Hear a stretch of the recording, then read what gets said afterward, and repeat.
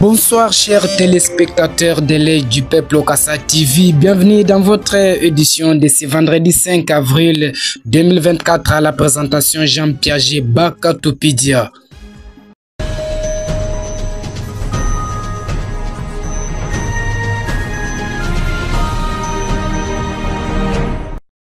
Commençons ce journal par la primature de la RDC où Madame la Première ministre a reçu en audience le Premier ministre sortant Sama Lukonde où ils ont échangé sur le développement de la RDC. Au sortir de cette audience, Jean-Michel Sama Lukonde explique. Je suis venu voir la Première ministre, Madame Judith Suminwa Tuluka. D'abord, pour lui présenter mes félicitations. Félicitations pour le choix porté sur sa personne par son Excellence Monsieur le Président de la République pour l'accompagner dans l'exécutif de ce pays en tant que Première ministre et chef du gouvernement, mais surtout celle qui va implémenter sa vision et permettre la matérialisation, en tout cas des engagements phares qu'il a pris vis-à-vis de la population congolaise lors de son investiture. Donc mes premiers mots, c'était en tout cas des mots de félicitations à Madame la Première ministre. Ensuite, vraiment en toute cordialité, nous avons eu l'occasion d'échanger sur un partage d'expérience. Ayant été à la même fonction portée par son Excellence Monsieur le Président de la République en son temps pour la législature passée, donner ce qu'avait été mon expérience pour qu'elle puisse y tirer, en tout cas, les points positifs qui vont l'aider dans les prochaines étapes qui l'attendent. Ça veut dire que, principalement, un travail qui a été fait avec l'informateur, qui doit être un peu sa source d'inspiration, et puis toute la collaboration qu'elle doit avoir avec la famille politique du président de la République, les consultations qui doivent être menées par la suite et qui vont nous amener à la formation d'un gouvernement que l'on veut vraiment de cohésion. C'est ça le vœu en tout cas des forces politiques dont moi-même je suis issu. Et puis par la suite, toutes les étapes qui sont attendues dans l'installation qui devra se faire au niveau du Parlement. C'était des échanges, comme je l'ai dit, qui étaient très cordiales. Et vraiment, je lui souhaite plein succès, non seulement dans ces premières étapes qui doivent être accomplies, et où je sais qu'elle aura vraiment l'accompagnement de son Excellence Monsieur le Président de la République, mais surtout dans la suite, dans les attentes de notre population sur tous les engagements qui ont été donnés. Je reste en tout cas convaincu qu'elle sera à la hauteur de la tâche. Je crois d'abord que l'un des points les plus positifs, c'est d'avoir répondu à ses habitudes. Ça veut dire casser un peu les tabous. Ici, on a vu le président de la République et le champion de la masculinité positive déjà porter des femmes à des hautes fonctions de responsabilité, pousser le gouvernement que moi j'ai eu à diriger à avoir le plus grand nombre de femmes depuis que on a eu des gouvernements en République démocratique du Congo. Et cette première, d'avoir un gouvernement, une première ministre femme, je pense que c'est un signal très fort qui est donné pour montrer que nous pouvons tous contribuer positivement à l'avancement de notre pays. Donc c'est un choix que je salue et surtout qui va apporter une adhésion massive par rapport à toutes ces personnes, toutes ces femmes surtout, dont je sais qu'elle aura la plus grande attention, parce qu'on en a parlé, on vient à peine du mois de la femme, qui sont victimes particulièrement à l'est de la République démocratique du Congo, mais dans le quotidien, parce que finalement, c'est la femme qui met au monde, c'est la femme qui éduque, et donc elle a généralement dans son cœur que le vœu du bien-être de ses enfants. La Première ministre avec laquelle j'ai eu à collaborer au sein de mon gouvernement comme ministre d'État et ministre de Plan, et a été quelqu'un avec qui d'abord nous avons eu une très bonne collaboration, tout le temps que nous avons eu à travailler ensemble. Mais je crois que ce que moi j'ai noté, c'est d'abord un caractère de discipline dans le travail, mais surtout beaucoup de technicité de par son parcours et surtout beaucoup de professionnalisme. Je reste convaincu que du fait d'avoir été non seulement au contact avec des institutions internationales, mais aussi d'avoir été vraiment sur le terrain ici, particulièrement avec tous ces programmes que nous avions à la base, ça lui donne vraiment une bonne assise pour avoir palpé vraiment du doigt sur le terrain ce qui sont les difficultés et comment les appréhender, mais surtout de rester aussi un interlocuteur valable pour toutes ces institutions pour lesquelles nous sommes en programme et pour lesquelles nous sommes dans des grands échanges. Je reste vraiment convaincu que ces atouts vont lui permettre d'être encore plus à la hauteur de sa tâche. Voilà, merci beaucoup.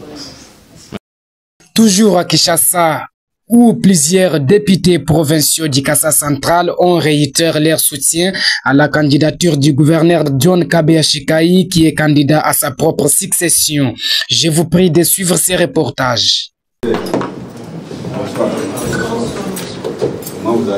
Sa présence dans cette salle de réunion à son bureau privé précède justement la réponse au quid du ticket de l'UDPS et Mosaïque aux prochaines élections de gouverneur dans le Kasaï central. Certes, la question a fait l'objet des échanges nourris entre élus de l'ancien Kasaï occidental, en présence bien entendu du patron de l'administration de l'UDPS, le député Augustin Kabouya. C'est à l'unanimité que le ticket John Kabeya Chikayi Guy Sabangou a été adopté par l'assistance. D'après le vice-président fédéral de l'UDPS Kananga, le député Katanga Ngeni Amandous, ce choix a été opéré par tous dans l'objectif de faciliter la matérialisation de la vision du chef de l'État dans le Kasaï central. C'est sous un applaudissement de tout le monde.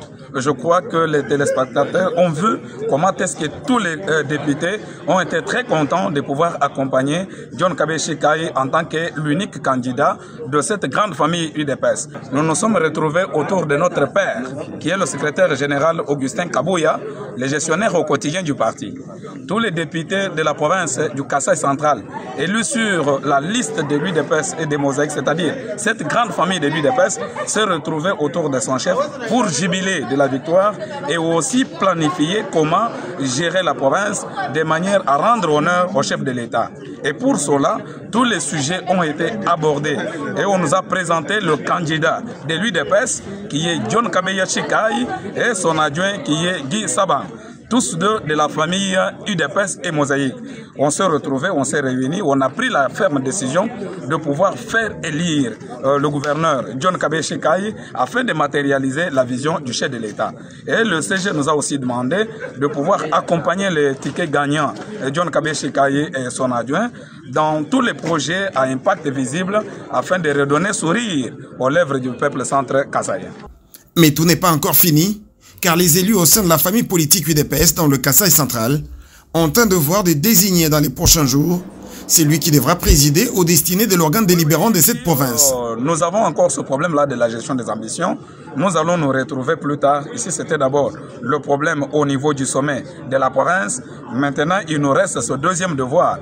Comment gérer les ambitions des uns et des autres? Ça, c'est une préoccupation. Avant que nous puissions retourner à Kananga, nous aurons réglé cette affaire.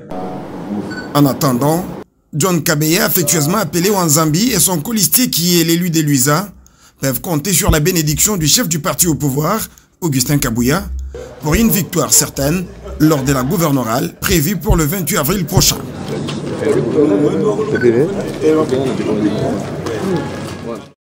Rendons-nous au Kasaï central où l'honorable Marcel Tchipepele est venu remercier sa base pour son élection à la députation provinciale et nationale. Suivez ces reportages et C'est au bord d'une compagnie d'aviation aérienne CAA vers 16 h que l'honorable Marcel Tchipepele Ntumba est arrivé dans la province du Kasaï central plus précisément dans la ville de Kananga, afin de remercier sa population pour l'avoir élu doublement.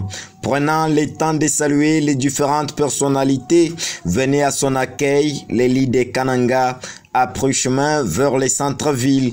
Arrivé au niveau du marché Tchambandiba, la population lui a exigé de faire chemin ensemble. Cet élu a cité à la permanence de son parti, Union pour la Nation Congolaise, INC, où il a remercié sa base en ces termes. Je suis venu pour vous remercier de m'avoir élu député national et provincial sur la ville de Kananga. Je vous promets que vous n'avez pas fait un mauvais choix. Je dois entrer dans tous les coins pour parler du développement de notre province. La route Kananga-Lambambouji aura notre attention. Chitembombo Memema. Nous attendons la sortie du nouveau gouvernement national pour plaider les cas de notre province. Toujours au Kassa central, l'UNHCR vient de doter aux sinistrés du 26 décembre 2023 par l'entremise de l'ONG FMMDI. Ce jeudi 5 avril 2024, les familles victimes de la pluie diluvienne qui a endeuillé plusieurs foyers dans la ville de Kananga, le mercredi 26 décembre dernier, qui cette dernière avait occasionné d'énormes pertes matérielles et humaines.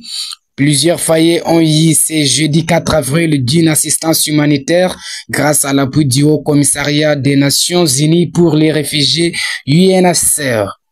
Plus de 209 familles de sinistrés constituées des femmes, des hommes et personnes vivantes avec albinisme ont trouvé ces biens en présence du gouverneur des provinces John Kabeshikai.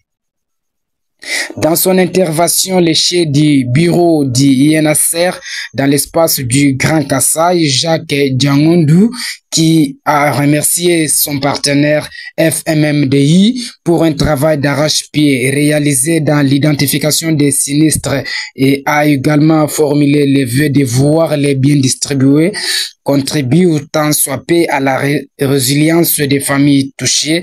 Il est sur votre chaîne. Le gouvernement pour les efforts qui n'ont sans cesse cessé de ménager pour répondre favorablement aux sollicitations de l'organisation dans l'exercice de sa mission de protection et de recherche de solutions durables aux problèmes des réfugiés, des personnes déplacées internes et aux apatrides, et ce, malgré les marges de manœuvre souvent limitées.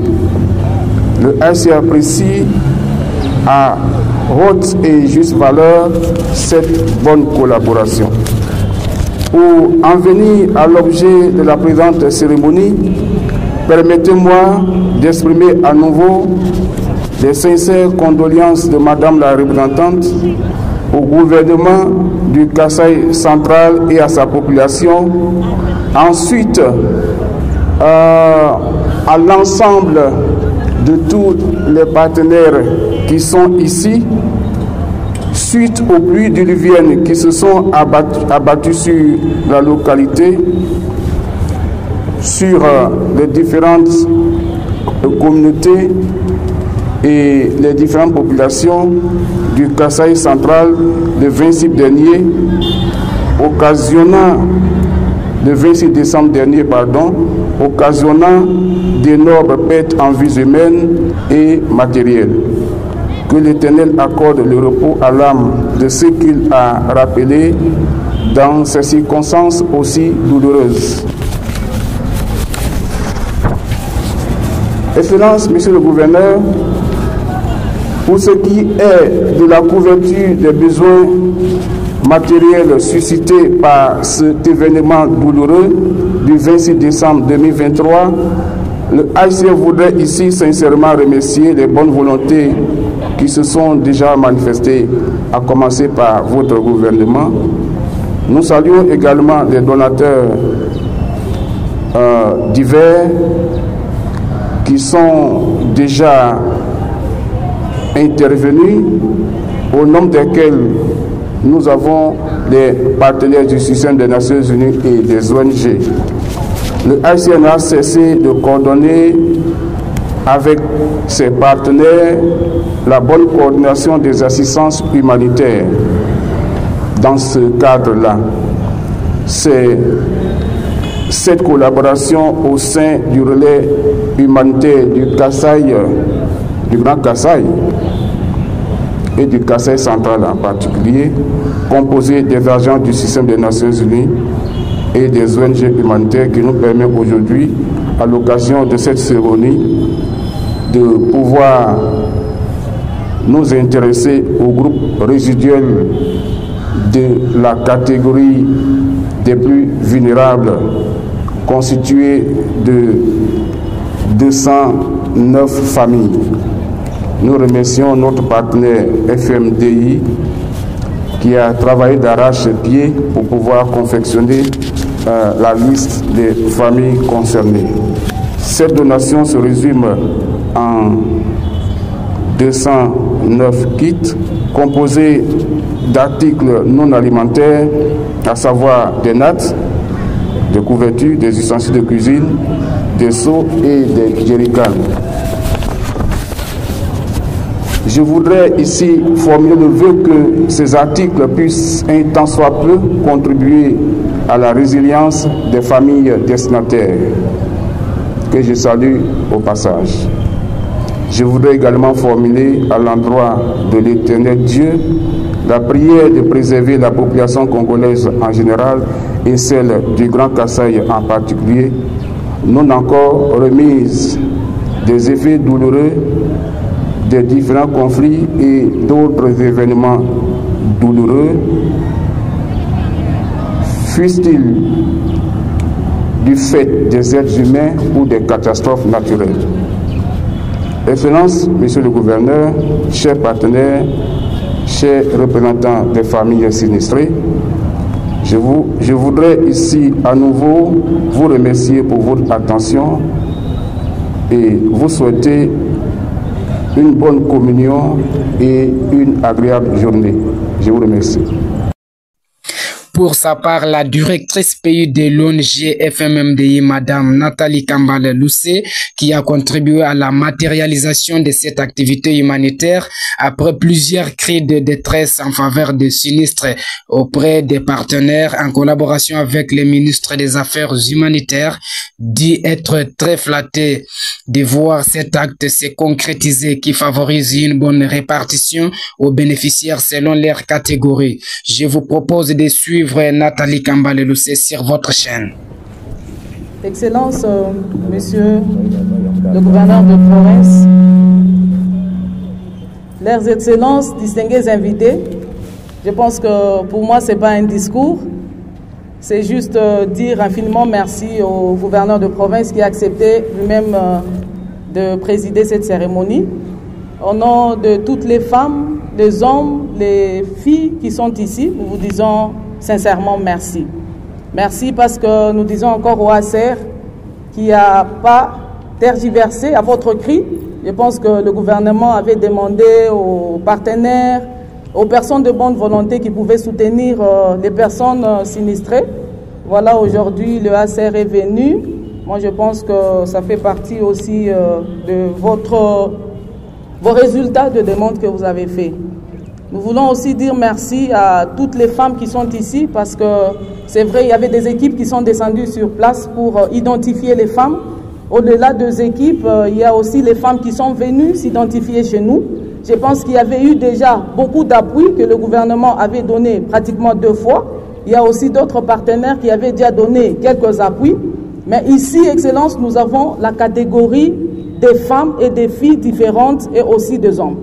Nous avons les femmes allaitantes, les femmes enceintes, les femmes de 3e âge, les personnes vivant avec handicap et les hommes vulnérables.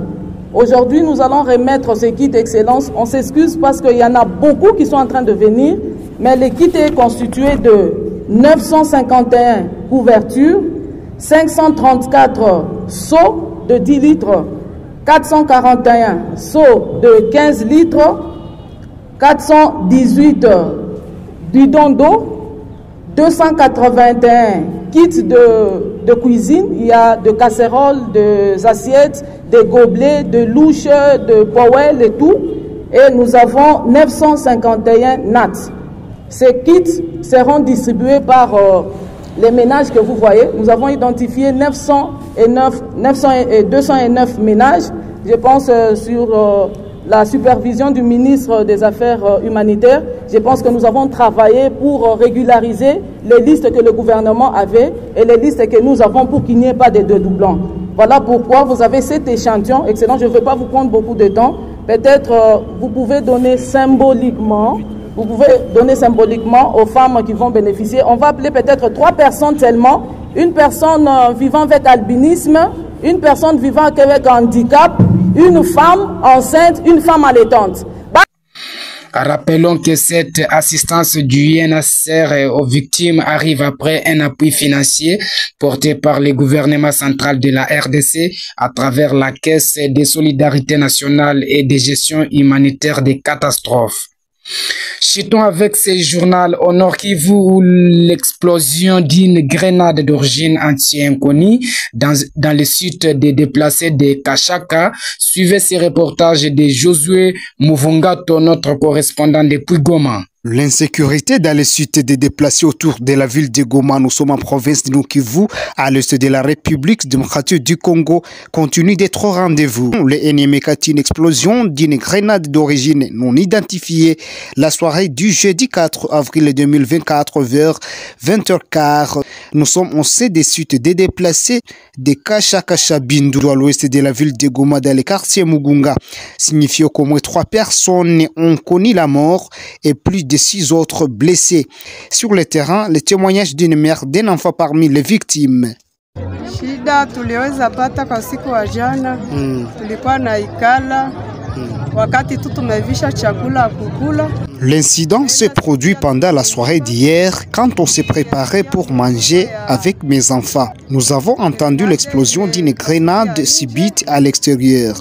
Tout à coup, je m'asseyais avec mes 5 enfants. Les éclats de grenades ont frappé l'un de ses enfants et la tête s'est grièvement cassée. Quant aux voisins avec cet enfant, tous 11 ont été victimes et déjà cet après-midi, 3 sont déjà morts et les 8 autres reçoivent les soins appropriés à l'hôpital CBK. Nous ne savons pas s'il s'agit de quel type de militaire ayant causé l'événement. Ce que nous demandons à l'État congolais est d'établir la paix dans les sites des déplacés, que les autorités surveillent les militaires qui entrent dans les sites des déplacés de guerre. Signalons que ce NMK intervient après quelques semaines d'alerte par la nouvelle dynamique de la société civile NDC Nord Kivu, demanda au gouverneur de province de pouvoir établir le mécanisme de démilitarisation des sites des déplacés autour de Goma dans le cadre de protéger les populations déplacées des guerres. Nord Kivu Goma ville, Josué Mouvungato et du peuple au Kasai TV.